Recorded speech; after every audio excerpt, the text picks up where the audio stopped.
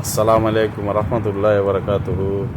Mix করলা juice, এটা সকালবেলা ঘুম থেকে উঠার পরে খালি পেটে খেলে শরীরের ফ্যাটের মেদ কমায়, অনেকটা ভালো হেলদি। এখন করলা রেসিপি জুস কীভাবে বানায় দেখেন। এক পিস করলা নিলাম, করলা নেওয়ার পরে এগুলো কাটলাম, কাটার পরে কুচি করে ফেললাম।